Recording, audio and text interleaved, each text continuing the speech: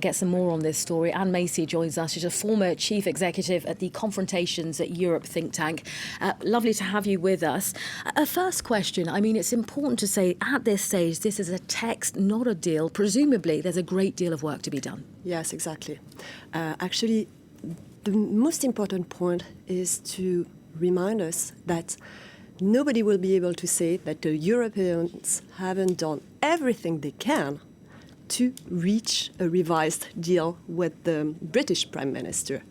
They had already signed a deal with Theresa May, which had been rejected 3 times by the House of Commons. So this time we have reached a revised deal, but now everything remains to be done because on Saturday the House of Commons will have to validate the deal, and it's not yet done. I suppose at this stage there will be people, asking questions about the EU's motivation on agreeing to this text. Is it down to fatigue? Because, of course, 3 years of an arduous, acrimonious divorce with the UK, or is it indeed not wanting to have, the weight on their shoulders if Britain leaves the EU with a bad deal? Mm-hmm.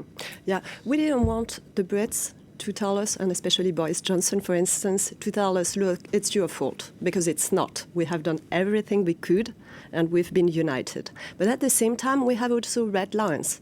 For example, since the Republic of Ireland, which is part of the EU and still wants to remain, and Northern Ireland, which is part of the UK, right? They entered the EU in 1973 together, so there were no border.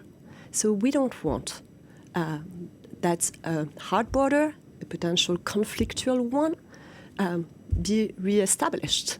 This is why we have accepted that Northern Ireland remains legally part of the UK, but will respect customs rules of the EU.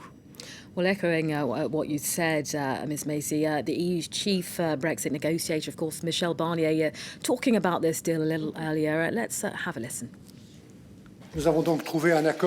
We have found a deal with the British government on the organised withdrawal of the United Kingdom from the European Union, as well as the framework for our future relationship.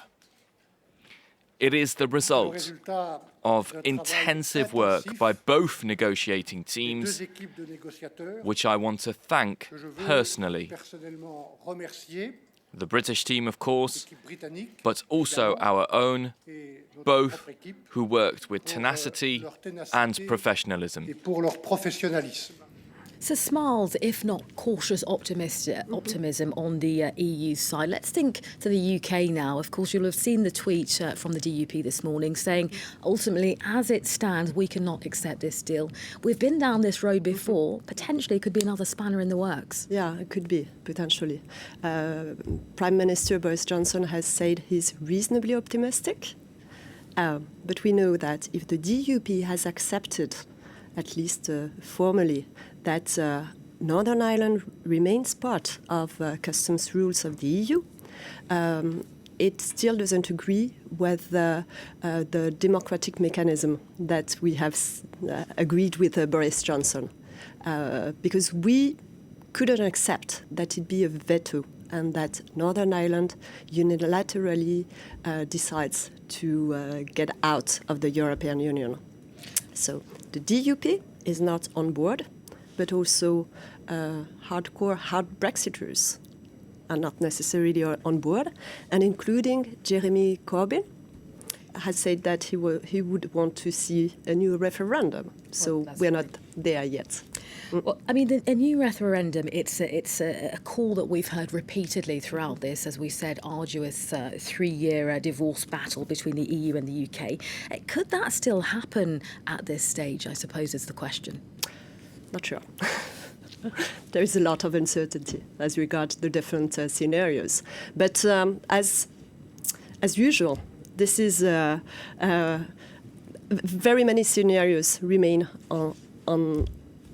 possible at that stage. And just a final question with you, Ms Macy. What would you say has been the turning point in the EU and the UK finally coming out and saying, look, we've agreed on something? Mm-hmm.